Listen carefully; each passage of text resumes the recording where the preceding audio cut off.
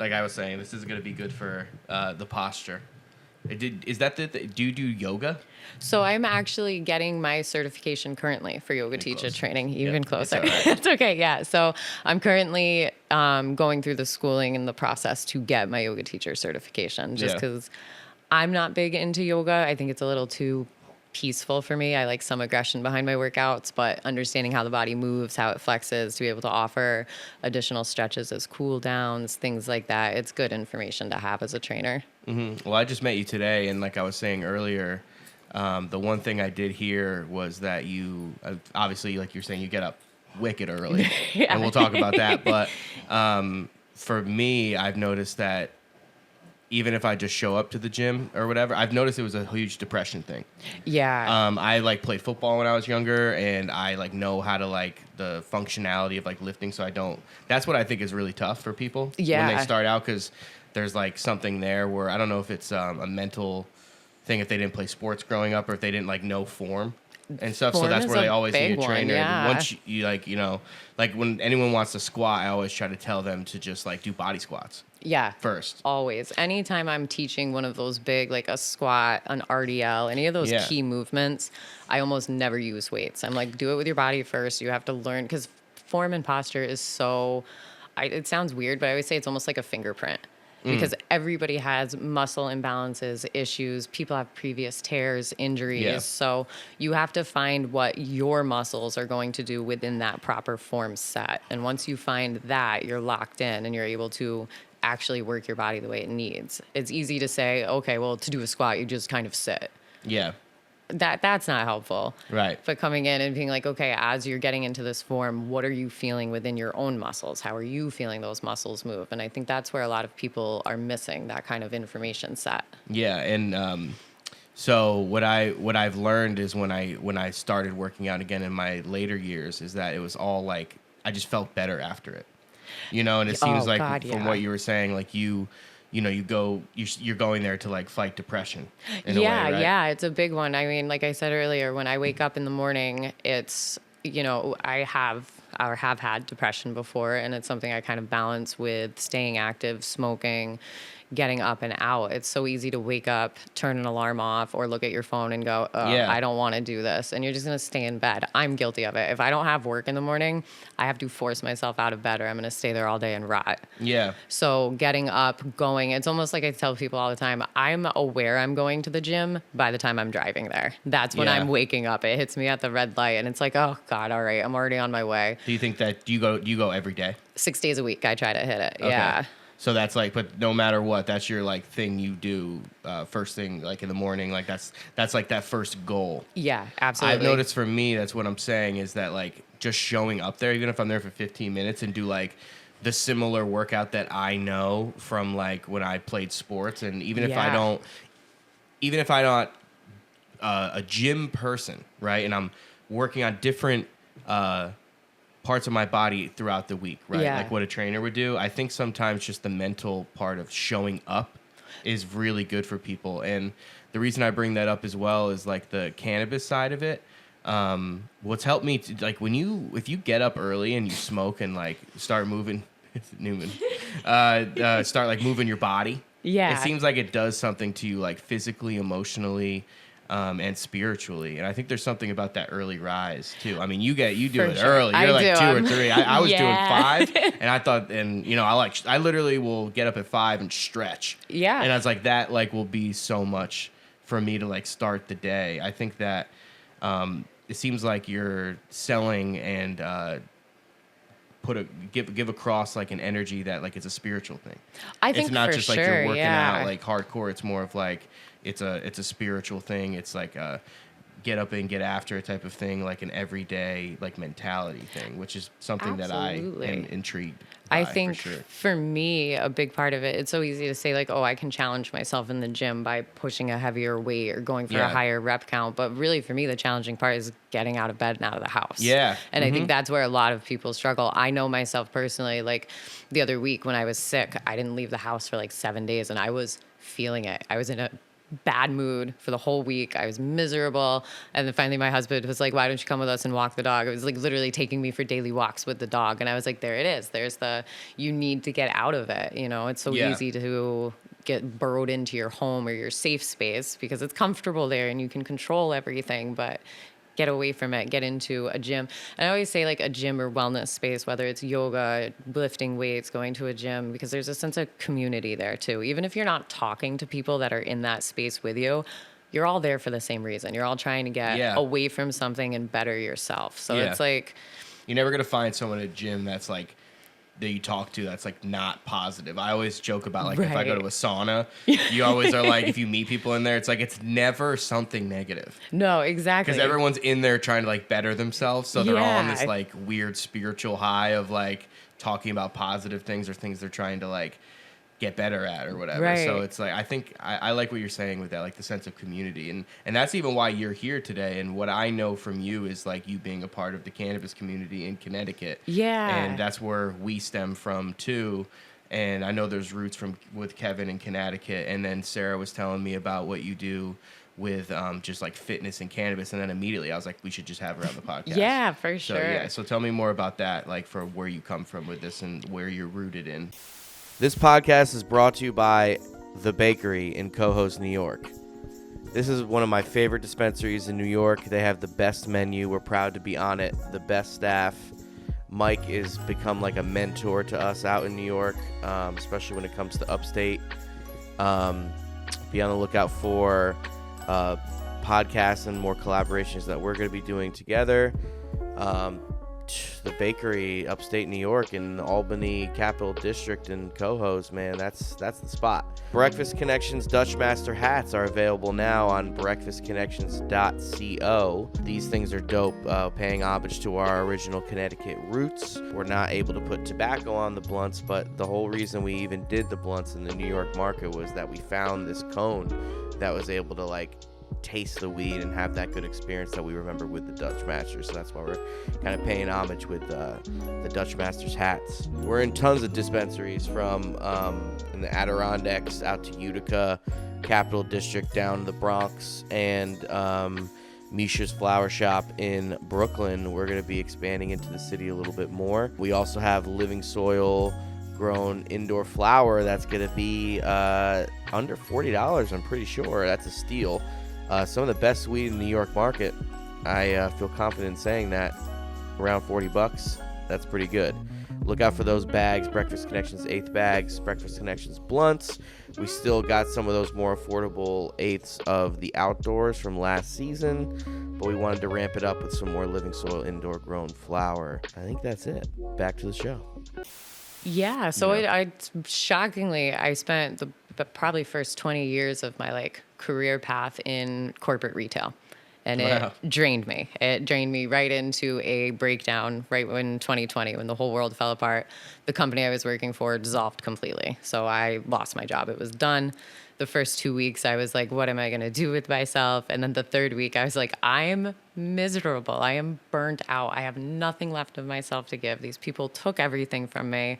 So when gyms started opening back up, I just grabbed a part-time job at the front desk of Planet Fitness. I'm like, it pays the bills. It's easy hours. It was like a 5 a.m. to 9 a.m. shift. So I'm like, that's perfect for me.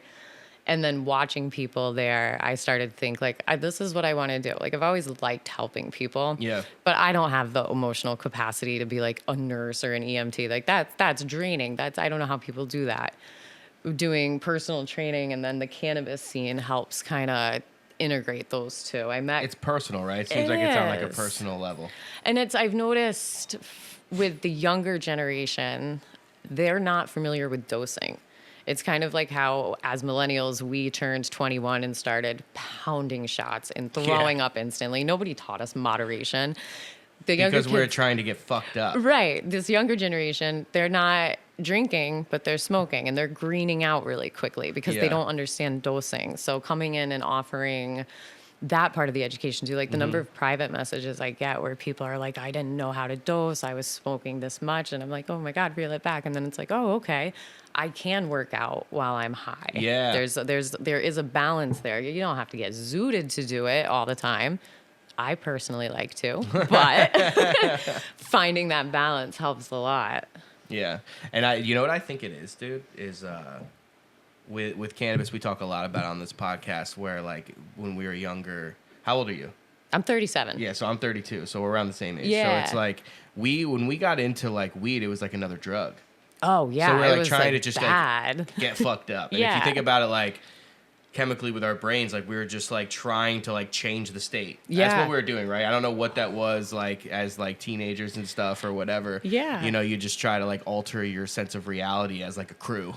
Yeah, you know what I mean? literally, like, get your friends together. Yeah, it's funny as we watch Days of Confused. Yeah. Like, yeah, it's like we literally would just like go out to the woods or like fucking go like drive around in a car and like just like figure out ways to get fucked up. And weed was a part of that. I think that now it's different, where like there's so many different types, and people want to think they know, or they think they learn from someone else. And from us, it was like just getting hot drugs from a drug dealer. Yeah. And I think that now.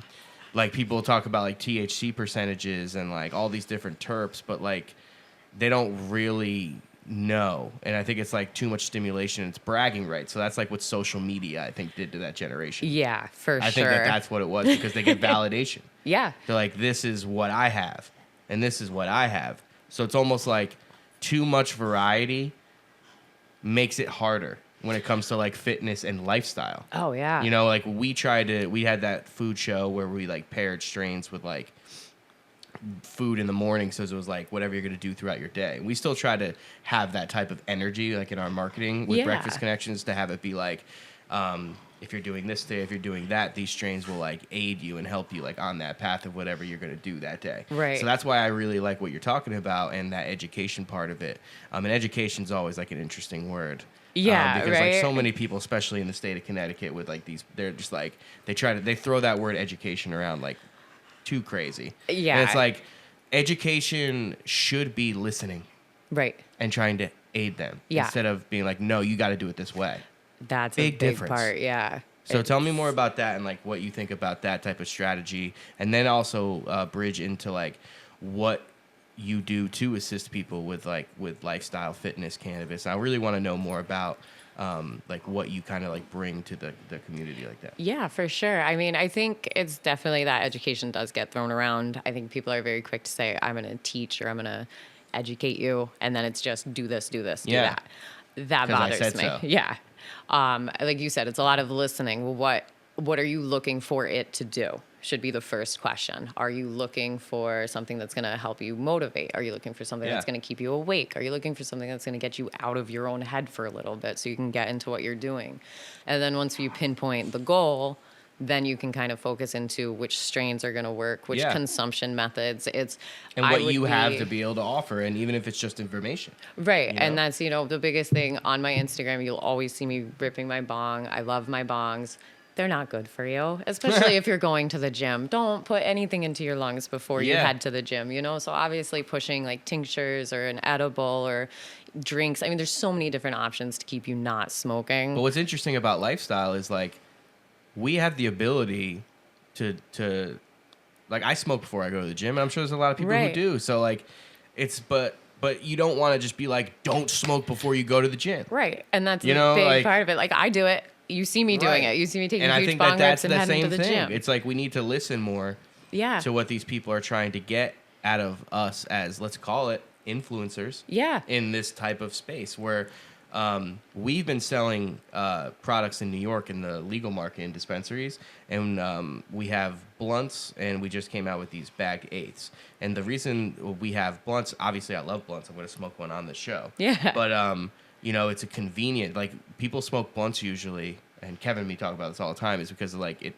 sometimes joints canoe, or it's more convenient, right? Yeah, and I sell these products to these people who are like working a night shift, or like a mailman, and they're like they have different lifestyles, and we try to create products through our brand for everyday working people, like with the coffee in the morning. Yeah. People who understand that lifestyle to aid them with cannabis throughout their day and their routines. Yeah. So I think that is very important with what we do as influencers or brands, is listen more and try to see what products that you can represent to these people who need you. And I think that fitness and cannabis and lifestyle, the spirituality part of it. I'm really intrigued by that with what you have to offer, and that's super cool. Yeah. And I definitely want to know more. Yeah, it definitely started with just my own workouts. I was working out at Planet Fitness where I worked there. They call themselves a judgment-free zone. It's the most judgmental place I've ever been in my life, from employees to clients to everywhere in between. It just is. It's a very intimidating place. On Fridays? No, they stopped that at COVID. No more. But yeah, I kind of, and again, I as much as I like kind of poop. We encourage on, pizza here. Don't get it twisted. As much as I'll poop on Planet Fitness, they're accessible. They're a great $15 gym. Mm-hmm. You can literally Google Planet Fitness workout routines. There's something they out do there that, for they do you. that too? Yeah, I mean, cool. somebody does, I'm sure, if not Planet Fitness. App that actually comes Yeah. up with your own workout routine if you have all of like the machines that you want to use listed. Nice. Yeah, so it is a good starting place, but I found myself getting high before I would go in to do my workouts because I didn't love the intensity of it. The Planet Fitness I worked at was pretty big, and I also worked there. So going from employee to working out, I would constantly get interrupted. People would be like, oh, hey. And I'm like, just leave me alone. I just want to work out. So getting high, I could kind of zone out and focus on my own workouts. And then when I transitioned to another gym, doing just my workouts without working there, it was an instant like mind to body to muscle connection. You lock in to how your body is moving better, in my opinion. I do too. I lock in when I smoke wild. before I work. You can but I think feel you need to know. everything. You need to know like how to your form.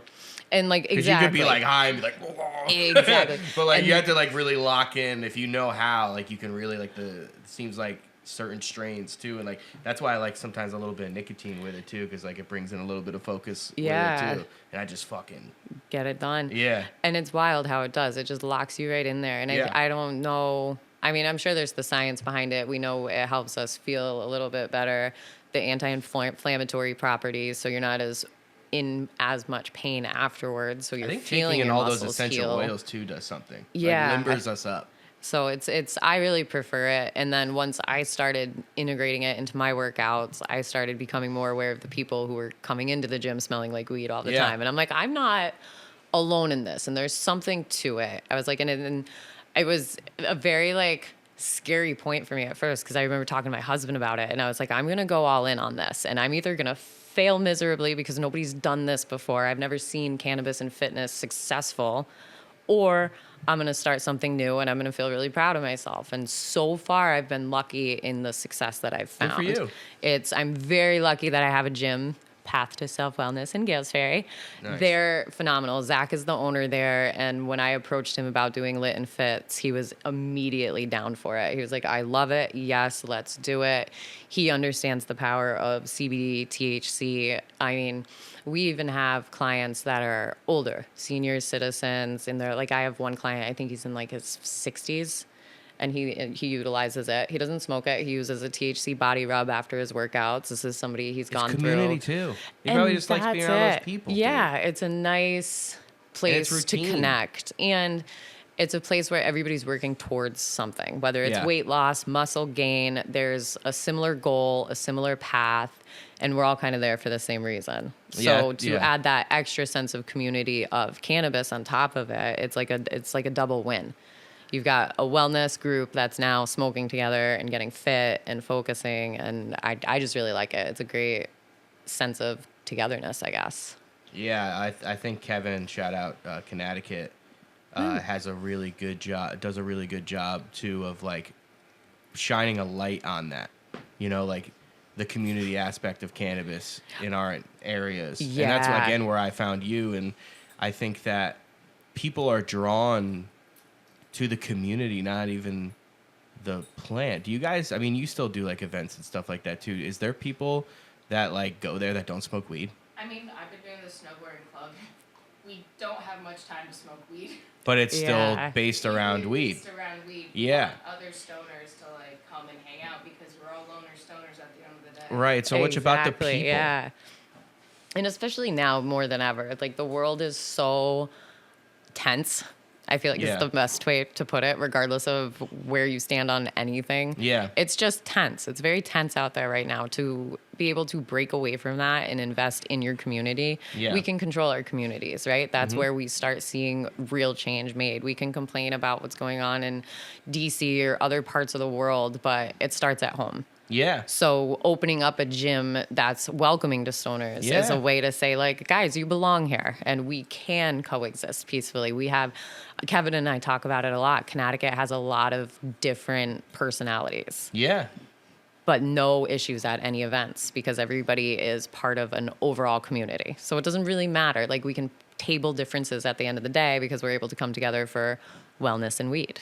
You know what's funny is this is where, like, weed is, like, my calling, right? And I had to, like, learn that. And it's not even the weed, but the weed showed me what my calling is, and it's the same calling as what weed does, where I've sold weed for 20 years. And, you know, it's always that different people come together through weed, right? It's always like two different types of people smoking a joint together. And as like a weed dealer, right, throughout my years, you able to, people like you from all different types of backgrounds. Yeah. Right? So I learned that just like weed, like I have like I bring people together. Yep. I'm always like a connector of people. That's why like even connectors is in our name. Yeah. So it's like that idea of bringing these types of people together, and weed just so happens to be there and be the same type of like binding material. It's like me and weed, it's just the community brings it all like together. I think that is the most intriguing thing to me about having these brands. And, you know, honestly, like the profits that we bring in too, even like, especially like with Connecticut, like we always talk about all the time, it's so hard to make money with just like gathering people with weed. Most people make money off selling weed. Yep. You know, so like when you tried to open a social club like we did in Rhode Island, like we barely broke even on that. Yeah. We did that for like, and he wants to do that. And like we barely broke even on that. We did that every week for like almost 2 years. It's like, I really hope that aspect, like the community, like bringing people together through weed, can be profitable soon. I think it can be done. It's just a matter of finding the right way or the right approach, maybe. Because we sold snacks, dude. Water, chips. Yeah, that's how we did it. Yeah. You know, like if you try to find the things that like these types of people, but here's another one is like training, fitness. You know what I mean? Yeah. Like I try to spend so much more money on like, you know, getting a massage or like going to the sauna and things like that, because like that's where you should put your money. And that I think like the cannabis element it could be profitable with like bringing people together with fitness or like selling food and all these other things. And we were having a meeting today, Sarah, me, and our other business partner, and we were talking about like different ways you can make money, like people who sell grinders and things like that. Yeah. I'm really interested to see where that takes us soon, you know? For sure. And I'm interested in these businesses that are about weed that isn't just selling weed. Yeah, and that's the tricky part. Like so far, the Lit and Fit classes, we're like at a break-even point. Thankfully, we're not losing money, but I'm not making money off of these by any means. I don't think I've ever met anyone who's has. No, it's with these crazy. types of things. Yeah, and even outside of that, even the personal training aspect, it's a luxury. It's I charge $50 to $60 for an hour session. It's a lot of money. I understand that. Yeah. I know my worth, and you're going to get more than you're paying. The value is there, but. No, it's not. I lowball a lot, but it's still because I kind of recognize that it is a luxury. And for me, I like to work with people that are really struggling. And unfortunately, the people that are struggling might not necessarily have the financial backing. So that's why I'm starting to try to roll out, like I posted the other day, of doing just part-time training. Let me come into your house for 1 hour, 2 hour. Show me what you have to work Finding with. those lower price point like you don't need to pay for 10 sessions from me if you can get away with 2 at your home. Let me teach you proper posture, proper form. I'll give you a 4-week program, and then in 4 to 6 weeks, check back in with me. You want me to come back for an hour? Cool, I'll come back for an hour. Trying to find a way that we can work with people. Again, it's so important though. It is. It's hard. It needs to be like talked about more. I always try to just look at like what I went through personally, and it's like I didn't love having to pay hundreds of dollars just for a high-end gym. I don't love like the intimidation factor of being in gym sometimes. So it's part of why I went with the influencer part. Like I could have just done the training and stayed off Instagram, but I don't love when I go on Instagram. If you search fitness, it's like Brads and Chads looking all muscly, or these like Barbie dolls in sports bras and matching shorts. And don't get me wrong, I love the cute gym outfits. I am all for the girly girls in there. Do your makeup, do your hair, do your nails. I love that shit, but it's not me. Yeah. So when I see that, I'm not seeing like myself reflected basically. So it's like, okay, there's a missing piece. But you're giving people that are like you a chance to be a part of something. It's okay to roll out of bed in your baggy sweatpants and wrinkly t-shirt. Get to the gym, get it done. My biggest thing, I'll always say it to almost every client, a body in motion is 100% better than a body that's sedentary. Nice. If you're just sitting on your couch doing nothing, that's fine, but you can do a leg lift on your couch. Yeah. You can curl a bicep real quick. You know, I'm trying to get it from my parents that are older. Like the little, you could sit on a chair and like move your feet. Now. Yes, the little like pedal bike type things, but just for any movement is movement. So if you're it does feel like some futuristic shit. Yeah, it does. But just a bunch of fatties on couches, just like moving their just pedaling away, a little Wall-E type situation, you know. Yeah. But that's it. I think we get so hung up on seeing these influencers, and you think, okay, well, I want to join the gym. Now I have to go get a gym bag, and I have to get the cute gym water bottle. I need the gym outfits, and if I want a home gym, I need to buy a squat rack. No, you don't. You need access to a dumbbell and the internet. So what are you doing? So I want to talk about it a little bit more, and I want to know about like the business and the services you provide, because that should be more. That's my point here, is that it makes me sad sometimes, because I did it for a long time. How like it's really hard, and it's like the most important thing, because we've known the events. We won't even say them, that we've been around in our area and like other events all over the place, that it's all like trapping. It's not community-based. Yeah. Even me, when I had to do it in Rhode Island, allegedly, we would have to get, like, table fees and stuff. When we really did try to, like, make a place that was, like, an old movie theater where, like, we'd play movies and, like, people can hang out and play music, and we'd sell coffee and snacks, and, like, you could smoke weed, but, like, people want to go there and buy weed, and that's it. It's I think a big part of it is honing in the like audience. What you're doing is like so much more important. You can go buy weed. Right. I don't care what anyone says. You can just go buy weed at dispensaries. Yeah.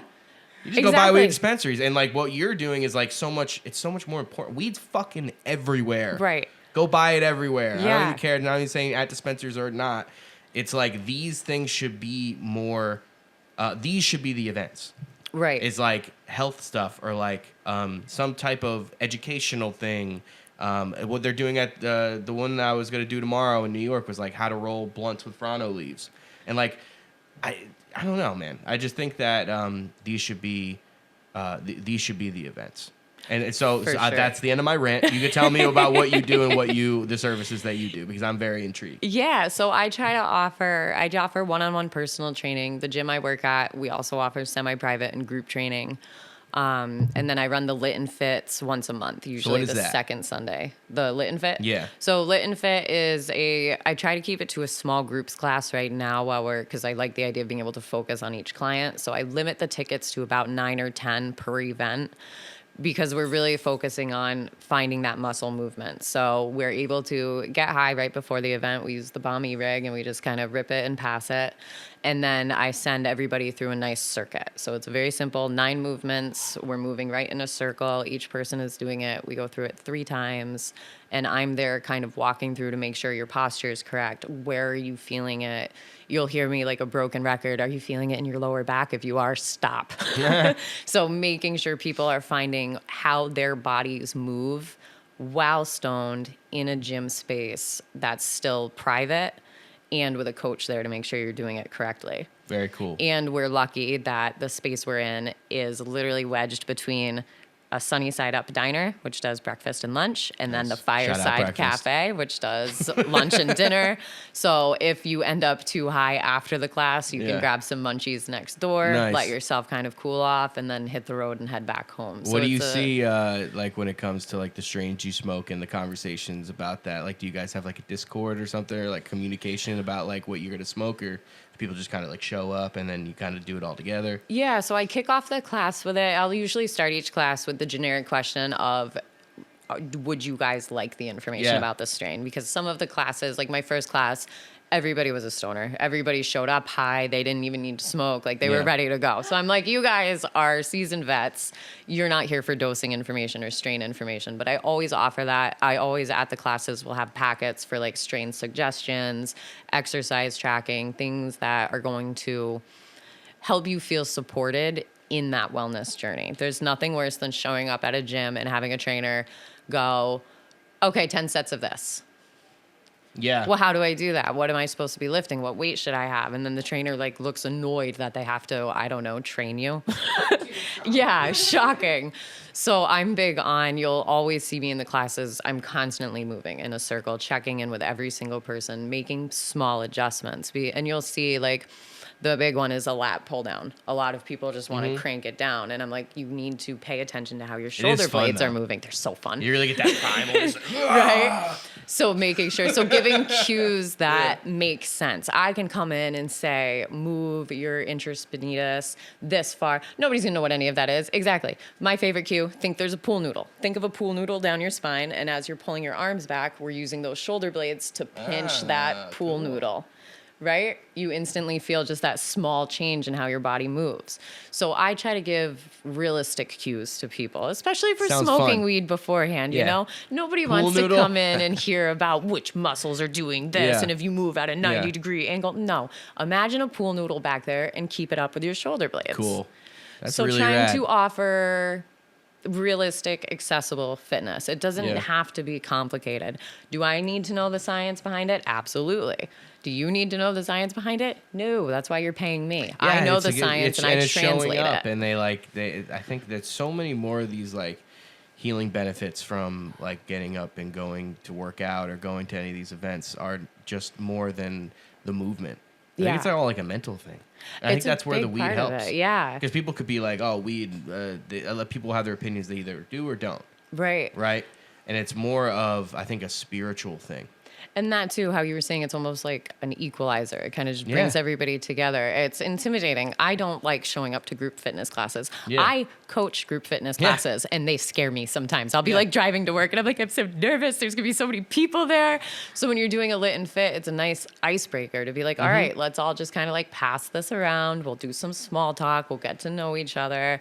As the weed kind of kicks in, everybody relaxes a little bit. And then it's like all of a sudden you're not working out with a group of strangers anymore. You're working out with people that you've just connected with. So it's a little bit easier to kind of like laugh and have fun with it. Fitness doesn't have to be serious. Yeah. It doesn't have to be straightforward. I can't stand those guys that are all like grumpy all the time. Like pain is weakness. They don't go to group lifts unless they're CrossFit. Exactly. CrossFit. It's I think for the longest time, gym space has just felt intimidating and bothered me a lot. Yeah, and then it's a hard thing to talk about.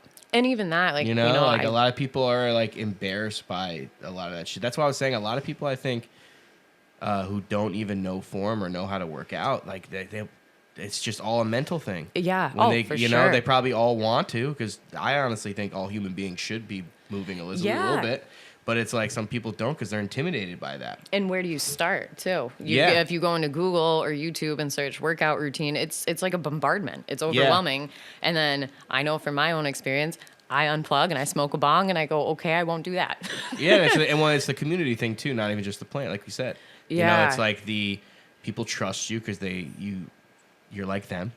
Yeah. Oh, and I think the stoner thing helps. They're like, oh, if I go to the stoner workout, that's a workout I could go to because I know no one's going to judge me. It's cool. There'll be cool people. Right. Probably listen to the same music, Oh, for sure. Like for sure. And I think what helps too, at least to my benefit, is I'm honest to a fault. So if somebody comes to me and they're like, hey, how should I do this? And I don't know, I'm not going to bullshit them. I'm going to go, hey, I don't know. Yeah. Let me go home and research. Let me get the information you need. I will have an answer for you, but I don't have it now. I'm never going to lie or bullshit or give bad advice or fake advice. I really believe in that transparency. I'd rather see somebody not do something. Let's figure out how to do it correctly, and then we can learn together. Yeah. And I think for some trainers, they like to overlook that. They want to be right all the time. They want to be perfect all the time. Nobody's perfect. Nobody's right all the time. Yeah. Well, I'm excited, man. I want to go to one of your things. So you said you're going to start doing yoga? Yeah, so I want to integrate yoga. I don't want to teach yoga personally. Ironically, my brother's a yoga teacher. He does all the yogi stuff. I do all the weightlifting stuff. But being able to integrate some deeper stretches into a warm up or even a cool down to be able to offer, like I don't offer it, I never will, but I know Jill over at Canna Yoga, she does like elevated yoga, stone yoga, things like that. There's space for it. It's not my space, but it's still some education that I would like to have. I always look at, as a trainer, I can't learn enough about how the body moves. Yeah. The more I know, the better everybody's going to be, especially in that lit and fit space. If somebody shows up, maybe they get too elevated, they're not having a good time lifting weights, I can put them off into a corner, give them some yoga poses, and let them do what they need to do. So but you're humble, you're smart, you want to learn more too. Always. Yeah. I will always be pursuing some version of education. It's just one area of my life I don't like to get stagnant in. You want to know what I want to do is I want to do some like sauna thing. Because dude, those saunas are nice. It's one of the only things that I've learned that actually works with stress relief for me. Like, will actually vanish it if I'm like, that's the only thing I could be like, I could just go to the sauna right now and do this routine and it will go away. Yeah. And it's not easy, but it's like, I literally will take a vape pen and just, I'm not condoning this. On my way there, I will just rip it like crazy. Just a vape pen. And then I go into the sauna for 45 minutes. Yeah. And I just push it. Obviously, I hydrate. The hydrating is key. Yes. But I literally you need to have will be that like water. so on a different type of high and in there. And I brings feel... you out, because the first time my husband and I tried the sauna, I don't like sweating. If I start to sweat in my workout, I will stop. I cannot stand sweating. I will go stand outside until I'm done sweating, and then I'll go back to my workout. So the first time I did the sauna, I was really nervous because I'm like, ugh. But it's like a clean sweat. It's like you almost feel clean especially afterwards. Especially if it's infrared. Yeah, and that's what we do. We do the infrared saunas over at the Norwich Spa. Yeah, 'cause it's not a steam one. It's like, and you feel like your organs are like sweating. Everything just feels you're better. Like internally, you walk taller when crazy. You're coming out. It's great. Yeah. So that shit fucking works. But I like this idea of like something with the weed and these like health things. That's why it's so hard to like. It's a plant. It's clearly like a native plant. Oh my gosh, yeah. That's like that. It eases like body's motion, the inflammation. It's hard to think negative. Obviously, sometimes people have psychic breaks and like it's not like you know what I mean. And I'll always. I mean, you'll see it if you go through even my social media when people are in the comments saying like, "Oh well, I don't like it. It doesn't work for me." That's okay. It's not for everybody. Just like not everybody is chugging caffeine before their workout. Not everybody's doing dry creatine pumps. Yeah. What works for one does not work for all. And for some reason, people get hung up on that. They want to be like, well, it doesn't work for me, so it's bad. And it's like, no, it's not. Yeah. It's not. Good I don't drink. I don't like drinking. Right. I will encourage my clients to curb their drinking because it's a known carcinogen. But I'm not going to shit on somebody if they want to have a glass of wine every night. No, it's how can we moderate this so you're not gaining weight and hurting yourself. What are the goals? Right. Again, listening to them. Right. I eat my McDonald's cheeseburgers every week. Yeah, I love them. I'm never going to give them up. Give me more preservatives. I'll take them. Yeah, oh, yeah. We have a McDonald's right across from the gym, so it's easy peasy stuff. I think that's my one, too. Yep. If I had to choose... Two McDoubles, medium fry. Every time. Every time. I will not put my order on tape. It's not happening. I got no shame in my game. But again, I'm not eating it every single day. I'm working out 6 days a week. I try to eat veggies. Life is all about balance. Exactly. And that's my big standpoint. I balance all day. Yeah. If you're waking up and you're really not feeling like going to the gym, don't go to the gym. Mm-hmm. Do something at home, though. Take a lap around your house. Yeah. Grab a dumbbell, do some bicep curls, something. Get a couch pedal going. Yeah, some form of motion is better than nothing. Dude, you're going to see me in here next week. Just with your little pedals going away. Like a little hamster on a wheel. I could sit down and exercise, smoke weed, and watch movies, and eat chips. Right? And there's so many options, too. Like, I see your Lord of the Rings things. I did 2 years ago, there's an online challenge. It's the Walk to Mordor. What? So you just log. So let's say you go to the gym every day and you're doing 2 miles on the treadmill. You log those 2 miles into your app. It will track your progress all the way to Mordor. So I could challenge my homie to walk to Mordor. Yeah, to see who could do it first. On tape, on wax. You are challenged on a walk to Mortar, I'm gonna beat you, dude. So just like that, there's ways to motivate, right? If somebody is like, no, I don't like cardio. You saw it. There's ways to find a way to make it interesting. That's cool, man. I dig that. Right? Good so there's options way out there, even outside of what I offer. If I'm I'm not for everybody either, you know? I've had to turn clients away. So weed is like a walk to Mordor? Yeah, right? Get high, start walking on your treadmill, all of a sudden you're there. Yeah, right? Man, that's awesome. It was so good to have you on the pod. I appreciate you guys having me. I learned a lot. I'm excited. This will probably be like months. We're like try to be like a little bit ahead. Yeah. But you could shout out any of the things, like how to find you, how to set up for your class. For sure. And you want to we should go to one of her classes soon. I'm going in March.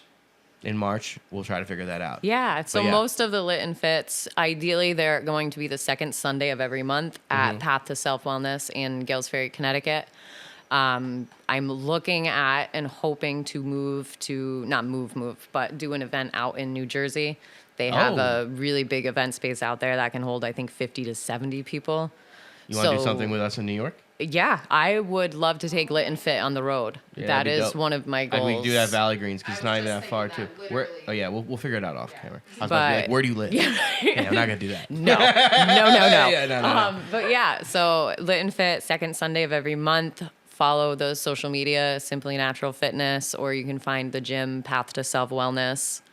That's where you'll find most of the information about getting started. And we'll set it up at Valley Greens for when this comes out. That'll probably be perfect timing. For sure. And we'll get something out. We'll give out free blunts to everyone, smoke, and we could do a podcast for them out there too. That'd be fun. Then we'll do a class. That'd be sick. I love it.